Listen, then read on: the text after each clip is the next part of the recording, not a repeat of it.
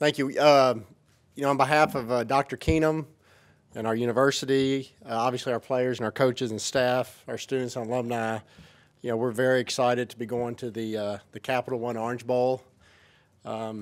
Mississippi State's been there before, but it's been a few years, like 74 of them. So we're excited to head back down to South Florida and let a new generation of Mississippi State fans experience what is one of the premier bowl experiences in all of college football, and really one of the premier experiences you can have in college athletics.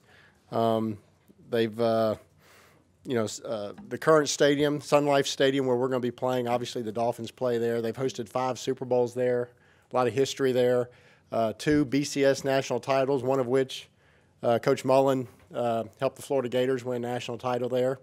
I actually had a chance to go down 2 years ago at the BCS game and got to see firsthand the unbelievable hospitality and just the way the Orange Bowl runs their operation is really impressive, and it's hard to be in a better location than Miami and South Florida around New Year's. Just a wonderful setting, and we're awfully excited about that.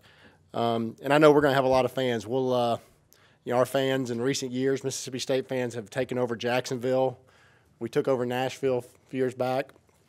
Last year at Memphis, we covered up Beale Street, and I know we'll do the same in Miami. Obviously, it's a little bit further, but as a comparison's sake, I think it's about the same distance as Omaha, 15 miles difference than the trip from here to Omaha.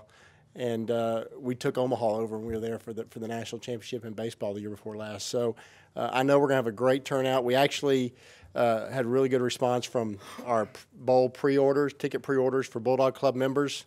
But we still have tickets available in our allotment. We probably have about 3,000 tickets left in our allotment. Our allotment is 15,000 tickets. And Bulldog Club members have until midnight Monday night so they can go online, log in with their dog tag account, and order their tickets. Or they can call our ticket office tomorrow during regular business hours and get tickets. If there's Bulldog Club members who did pre-order but want to add tickets to their order, they have the opportunity to do that since we have extras. Or we haven't exhausted them at this point. And then after midnight Monday, our tickets will be open to general public, to anybody who wants to call an order. Following Monday night at midnight, they'll be open to anybody. So I know that we'll have a great crowd there. This is a special group of young men. They obviously deserve to have a great crowd there and deserve to have a great bowl experience. Our coaches and staff have done an unbelievable job of getting us to this point. And our fans themselves are a huge part of our success. And while we've won 10 games for the first time, 10 regular season games for the first time in our school history, finished second in the SEC West, our fans are a huge part of that. And I know Dan will speak to that as well. But we're very excited.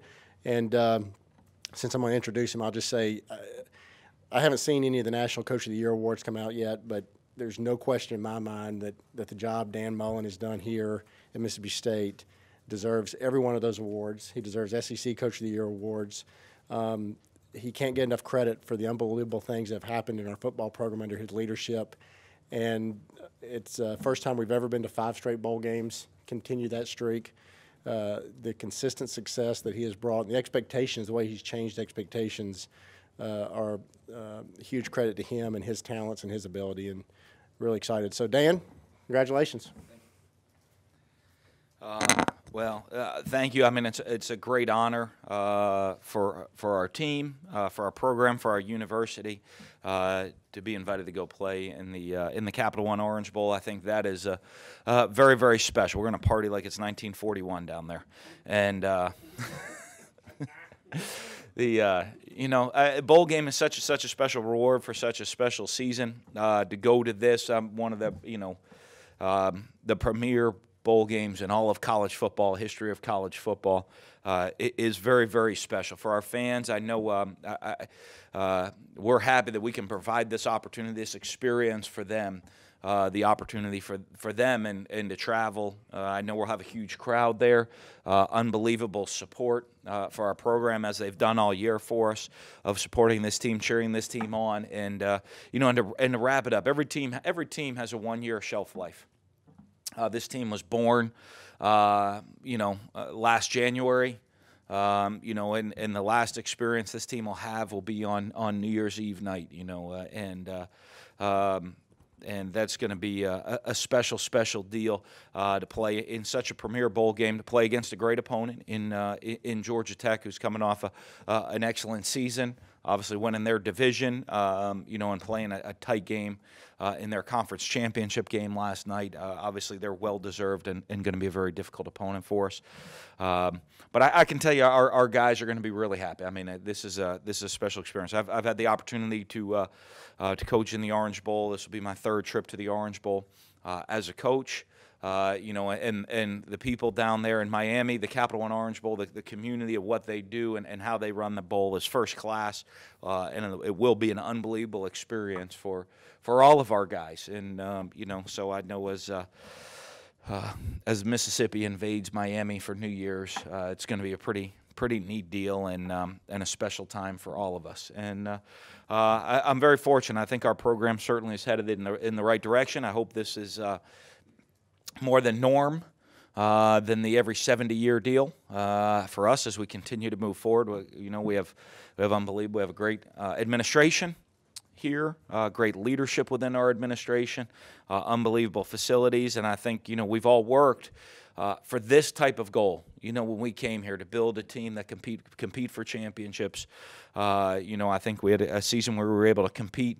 We didn't get to the point we wanted to, you know, in winning the SEC West, but the opportunity now to go play in one of the premier bowl games in all of the country is pretty special, and it's something that we want to continue to build on in the future as we continue to build this program to be, if not one of the best programs in the United States. Coach, you've already set out the bowl practice schedule, and will everybody be available health-wise as far as you know? Yeah, you know, I mean, our bowl schedule is going to be very similar. We're going to be very protective of a lot of guys early on. We'll start we practiced yesterday. We'll start next Friday, you know, and then we'll go to the following Saturday. So I think Saturday's the 20th. So that means, what is that then, the 13th, 14th? No, 11th? What's Friday's the 12th. There we go. Yeah, math. I was told there would be no math. Friday the 12th we'll start practice. Go up to the 20th, and we'll treat it as we did. You know, the first 5 practices will be kind of like a spring ball where we'll protect a lot of guys. Then, you know, and we'll open all those, the first 5 up to the public, everybody, and then, you know, once we hit that our Monday practice, which is on Tuesday. No, Wednesday. Wednesday's a Monday here. And then we'll get into that. So Wednesday's a Monday, Thursday's a Tuesday.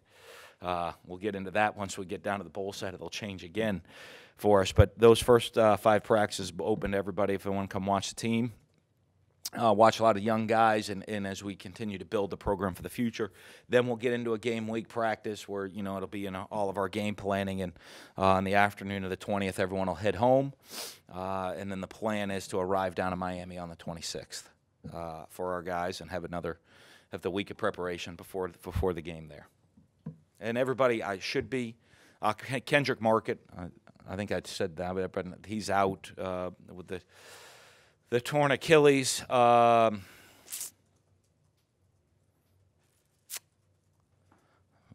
don't want to mess y'all up. You guys can ask me about that right now. So if there's somebody you're concerned about, ask me. But he won't be available for the game, but everybody else should be. Dan, the Heisman finalists are going to be announced pretty soon. And what do you think now that you've had a week or so to kind of digest what Dak's done? Do you think he's deserving of at least being a finalist? And what's he meant to this program? I think, you know, when you look at what a guy's done for his team, you know, and the value to the team, obviously he certainly is deserving of it that way. Falling just short on both ends of being a 3,000-yard passer, 1,000-yard rusher. You know, he'll have the opportunity in the bowl game with just a decent bowl game actually to kind of eclipse both of those marks, which is very, very special. It's not Doesn't happen very often to be a 3,000-yard passer with an 1,000-yard rusher. You know, so I think he's put us in a position. It's hard to say. You know, that's an individual award. I know we're so focused on team. I know it would be an unbelievable honor for him even to be considered a finalist for the Heisman Trophy, and we'll find that out. I know he's I think it's a great honor for him and our program for what he's done. He's a finalist for the Maxwell, the Davey O'Brien, and the Manning awards. So I think that just speaks volumes to the type of year and what he's been able to do. And hopefully tomorrow night we find out he'll be a Heisman for our finalist for the Heisman Trophy as well. This is your third trip to the Orange Bowl, and Mississippi State's third as well. Yeah. Other than, you know, winning, what do you remember about those trips? 1-1. So I've coached. Well, it was kind of interesting in my trips. I lost the game as a grad assistant at Syracuse. Won a game as the head coach at Mississippi State / offensive coordinator at Florida at the time. I do. You know what I remember about the trip? I've never been more exhausted in my life than being an offensive coordinator for a national championship game, and at the same time being a head coach and taking over a program. I got on, I think the last time I was there, called the game, practiced, ran down on the field, grabbed the trophy, and my wife took a quick picture with me with the crystal ball, handed it to somebody else, ran, got out of the stadium, packed up. Scott, you didn't get on the plane with us. Greg was on the plane with us. I was trying to think who else. But got back to the hotel. You know, you're so wired up, just won a national championship, fell asleep said goodbye to my family, who was about to go enjoy a really nice celebration party. Went right upstairs, packed up, went to bed, got on a plane, had my first team meeting, and left early the next morning and had my first team meeting here. So it was extremely exhaustive, but it was a great win. And but I do know this, that the hospitality that everybody shows, the facilities they have, how they treat the players, the experience for the program, and everybody involved in it is nothing but first class, if not the best bowl game in the United States. Did you have a chance to watch the Georgia Tech game yesterday? We had a recruiting weekend going on, so I kind of was catching parts of it here and there.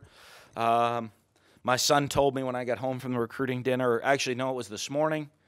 He said, what was the final score? Because he fell asleep before the end, thankfully, with the babysitter. And I told him the final score, and he said, boy, we got to do a better job than Florida State tackling the fullback.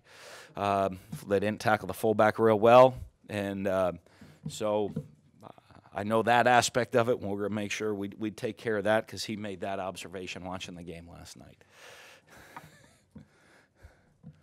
Not bad for 5 right there. He's got his evaluation. He'll break it all down for us. How were your guys Saturday in practice? What was that mood kind of like? I'll tell you what, it was a great energy going out there on the field. Guys pretty fired up, excited to get back out there. I think, you know, I think it'll be even bigger the next time we hit the field. Because if you asked our guys, hey, where would you like to go? You know, I mean, and if they had to, if we got to vote as a team where we'd like to go, they certainly would have picked the Orange Bowl. You know, getting that opportunity for all these guys, you know, going to the Capital One Orange Bowl, and all these guys in Mississippi going to experience that, going to Miami and a whole nother, you know, world for them apart from where they grew up is going to be pretty unique and special. So I think they'll be even more fired up next time we hit the practice field. But, you know, I love the attitude. I thought everybody had a great attitude. We had a solid practice, and you know, as we explained, you know, that practice, you know, our next practice is the first approximately 40 practices we have till game week against Southern Miss next year. And so, you know, that's the focus of the 5 practices, and then there's a big transition. It shifts into getting ready for this bowl game, but there's the next 5 are our focus on building the program to the future. And obviously faced Georgia Tech before. You talk about defending the fullback. We talk about the challenges of that triple option offense. Well, I remember the last time we faced them, we ran for more yards than they did, and they passed for more yards than we did. So it was a pretty interesting game right there. They had a guy named Demarius Thomas, I think, had 200-some yard receiving night. So it was kind of a unique deal. But, you know, it's obviously a very unique challenge. I think one of the big challenges for us in getting ready to play the triple option is simulating that in practice. You know, I mean, you look at, you're talking about that right now. I mean, in all of football out there, with Paul Johnson, the master of the triple option right now. You know, so their guys are going to run that at such a high level. It's coached at such a high level, and by a coach that knows every adjustment he wants to make and how the offense works. You know, we got to do a good job of simulating that to the best of our ability in practice to get our guys prepared for what we're going to face at the Capital One Orange Bowl. Having those 4 straight bowl years of those extra practices, how much has it helped build this program to what it is today, just having that extra time? I think it's huge because, you know, as we said, we use a little part of it for the future, and guys get a little feel for the future. You know, there's guys that were kind of in the red shirt mode this year, you know, or backup mode where they're not involved. And, you know, this is kind of a reminder that, hey, when I pull out the seniors and we call up first or second team offense and defense and special teams, those guys are now in that rotation. And so it's kind of that wake-up call that for them as before we get into this offseason that, hey, you know, I mean, I might be a guy that once we get into the actual game preparation, I might be back on the scout team. But right now I'm a rotator. And that means I'm a snap away. Either I'm looking at being a starter next year, or I'm a snap away from being a starter next year. And I think it's a huge wake-up call for those guys of the sense of urgency they need to have in preparation for their future.